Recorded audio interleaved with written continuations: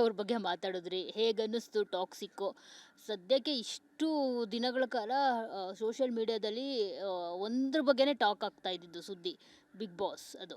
Big boss start ಆದಮೇಲೆ. So ಈಗ ಅದು ಟಾಕ್ಸಿಕ್ ರೀಪ್ಲೇಸ್ ಮಾಡಿದೆ.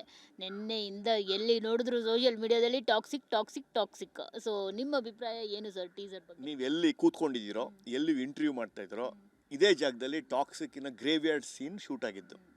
ನಾನು ಆ ಶೂಟಿಂಗನ್ನು ನೋಡಿದ್ದೇನೆ. ಇದೇ ಜಾಗದಲ್ಲಿ ನೀವೇನಿಲ್ಲಿ ನೋಡ್ತಾ ಇದ್ದೀರಲ್ಲ, ಪ್ಯಾಲೇಸ್, ಬ್ಯಾಂಗ್ಳೂರ್ ಪ್ಯಾಲೇಸ್ ಜಾಗ ಇದು.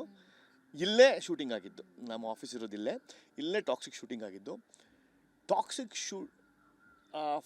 ಟ್ರೈಲರ್ ಏನಿದೆ, ಹುಟ್ಟುಹಬ್ಬದ ಟ್ರೈಲರು, ಅವ್ರ ಬರ್ಡೇಗೆ ಏನು ಬಂತು 8ನೇ ತಾರೀಕು, ಒಂದಿನಕ್ಕೆ 1.5 ಕೋಟಿ ಆಯಿತು. So it's gone to new number. ನನಗೆ ತುಂಬ ಖುಷಿ ಆಗ್ತಾ ಇರೋದೇನು ಅಂದರೆ, ಆ ಲೇಡಿ ಡೈರೆಕ್ಟರ್ ಶೋಕೇಸಿಂಗ್. ನಾವು ಬರೀ ಅನಿಮಲ್ ಅಂತ ಪಿಕ್ಚರು ಅಥವಾ ಅರ್ಜುನ್ ರೆಡ್ಡಿ ಅಂತ ಪಿಕ್ಚರು ಗಂಡರ ಒಂದು ಶಕ್ತಿಯನ್ನು, ಗಂಡಸರ ಒಂದು ಮೇಲ್ ಈಗೋವನ್ನು ಪ್ರಮೋಟ್ ಮಾಡೋದು ನೋಡಿದ್ವಿ. ಅದು ಒಂದು ಹೆಣ್ಮಗು ಪ್ರಮೋಟ್ ಮಾಡೋದಿದೆಯಲ್ಲ, that is the real cream. And Yash is looking like an international Hollywood star. ಎಂಥ ಹೆಮ್ಮೆ. Toxic is just not an Indian film, it's an international film. So his entry, his entire thing, super. ನಾನು 3 ಸಲ 4 ಸಲ ನೋಡ್ಬಿಟ್ಟಿದ್ದೀನಿ. ಒಂದೊಂದು scene ಏನು ಅರ್ಥ ಆಗುತ್ತೆ ನನಗೆ, ಏನು ಬರುತ್ತೆ ಅಂತ. ಆ್ಯಂಡ್ ರವಿ ಬಸೂರ್ ಅವರ ಬ್ಯಾಕ್ಗ್ರೌಂಡ್ ಸ್ಕೋರ್, ಪ್ರತಿಯೊಂದು ಡೇಟು 19/3/2023 ಅಂದಾಗ ಒಂದೊಂದು ಇದು ಹೊಡಿತಾರಲ್ಲ, ಆ music is so thrilling that it captivates you.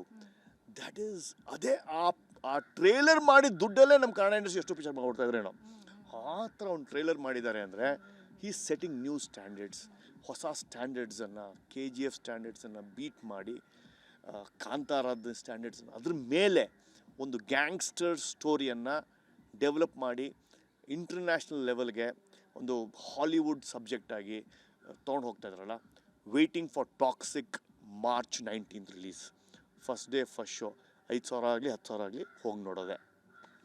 ಈಗ ಹೇಳ್ತಾ ಇದ್ದೀರಾ ಮೇಲ್ ಈಗೋ ಅಂತ, ನಿಮ್ಮ ಮುಖ ಅಳ್ಬಿಡ್ತು.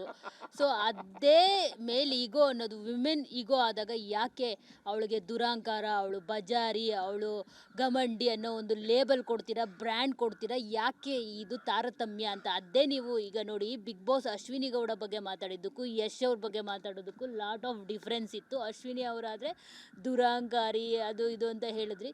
ಯಾಕೆ ಅಂದರೆ ಈಗ ಹುಡುಗರು ಬೈದಾಗ ಅದಕ್ಕೆ ತಿರು ಮಂತ್ರ, ಅವರು ಅದೇ ದಾಟಿಲಿ ಬೈಬಾರ್ದ? ಬೈದ್ರೆ ಅದು ಬಜಾರಿ, ಜಗಳಗಂಟಿ ಎಲ್ಲ ಆಗುತ್ತೆ.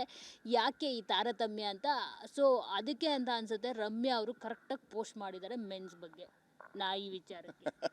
ನೋಡಿ, ಅಶ್ವಿನಿ ಗೌಡ ಅವ್ರದ್ದು ಮತ್ತು ಟಾಕ್ಸಿಕ್ ಅನ್ನ ಕಂಪೇರ್ ಮಾಡೋದು ತಪ್ಪು. ಕಂಪೇರ್ ಮಾಡ್ತಿಲ್ಲ ನಾನು, ಪುರುಷ ಮತ್ತೆ ಮಹಿಳೆ ಬಗ್ಗೆ ಕಂಪೇರ್ ಮಾಡ್ತಿರೋದು. Toxic is a movie, scripted, edited, 1,000 take ಆದ್ಮೇಲೆ ಮಾಡಿರ್ತಕ್ಕಂಥದ್ದು. Big boss is not scripted. ವ್ಯಕ್ತಿತ್ವಗಳ ಪರಿಚಯ. ಟಾಕ್ಸಿಕ್ ಪಿಕ್ಚರ್ ನೋಡಿದ ತಕ್ಷಣ ನೀವು ಯಶ್ ಅವ್ರ ಆ ಥರ ಇದ್ದಾರೆ ಅಂತ ಹೇಳೋಕ್ಕಾಗತ್ತಾ? ಮತ್ತೆ ಅಶ್ವಿನಿ ಅವರು 100 ದಿನ ಬಿಗ್ ಬಾಸಲ್ಲಿ ಲೈವ್ ಆಗಿ ಅವರ ಬಿಹೇವಿಯರ್ ನೋಡೋದ್ರಿಂದ ಆ ಥರ ಹೇಳಿದೆ. ನಾನು ಸ್ತ್ರೀ ವಿರೋಧಿ ಅಲ್ಲ, ನಾನು ಅಶ್ವಿನಿ ಅವರನ್ನ ಪ್ರೀತಿ ಮಾಡ್ತೀನಿ, ಅವ್ರು ಇಷ್ಟಪಡ್ತೀನಿ. ಇಲ್ಲಿ ಒಂದು ಸ್ತ್ರೀ ಡೈರೆಕ್ಟರ್ ಗೀತಾ ಅವರು ಒಂದು ಮೇಲ್ ಈಗೋವನ್ನು ಪಂಪ್ ಮಾಡಿದ್ದಾರೆ. ನೀವು ಈಗ ನಾನು ಹೇಳ್ತೀನಿ, ಅನಿಮಲ್ ಸಿನಿಮಾದಲ್ಲಿ ಒಂದಷ್ಟು ಸೀನ್ಗಳು ಬರುತ್ತೆ, ಅವರು ಹೆಣ್ಮಕ್ಳನ್ನ ಯಾವ ಥರ ತೋರಿಸ್ತಾರೆ ಅಂತಂದಾಗ ಅವಾಗ ಸಿಳ್ಳೆ ಹೊಡ್ಕೊಂಡು ನೋಡ್ತೀರಾ. ಯಾಕೆ ಇಲ್ಲಿ ಲೈವಲ್ಲಿ ನೋಡೋಕ್ಕಾಗಲ್ಲ ಅಂತ? ನೋಡಿ, ನಾನು ಮೇಲ್ ಈಗೋ ಅಥವಾ ಗಂಡು ಮಕ್ಕಳು ಶ್ರೇಷ್ಠ ಅಥವಾ ಗಂಡು ಮಕ್ಕಳು ಮಾಡಿದ್ದೇ ರೈಟು ಅಂತ ನಾನು ಹೇಳ್ತಾ ಇಲ್ಲ. ಒಂದು ಸಿನಿಮ್ಯಾಟಿಕ್ಗೋಸ್ಕರ ಅನಿಮಲ್ ಆಗಿರ್ಬೋದು, ಅರ್ಜುನ್ ರೆಡ್ಡಿ ಪಿಕ್ಚರ್ ಆಗಿರ್ಬೋದು, ಅಥವಾ ಈಗಿನ ಟಾಕ್ಸಿಕ್ಕಿನ ಒಂದು ಮ್ಯಾನ್ಲಿ ಈಗೋ, ಮ್ಯಾನ್ ಪ್ರೈಡ್, ಮ್ಯಾನ್ ಮಸಲ್ಸನ್ನು ಈಗೋಯಿಸ್ಟಿಕ್ಕಾಗಿ ತೋರಿಸಿರೋದು ಅದು ಹುಡುಗಿ. ಸೊ ಅದಕ್ಕೆ ನಮ್ಗೆ ಆಶ್ಚರ್ಯ ಆಗಿರೋದು ಹೊರತು ಇದು ಒಬ್ಬ ಗಂಡಸೇ ಇನ್ನೊಂದು ಗಂಡಸನ್ನ ತೋರಿಸು ಅಂತ ಹೇಳೋದು ಅದಲ್ಲ. ಒಂದು ಹುಡುಗಿ ಒಂದು ಗಂಡಸನ್ನ ಈಗೋன்னு ತೋರಿಸಿರೋದು, ಅದಕ್ಕೆ ನಾನು ಆ ಡೈರೆಕ್ಟ್ರಿಗೆ ಸಲ್ಯೂಟ್ ಹೊಡಿತಾ ಇದ್ದೀನಿ.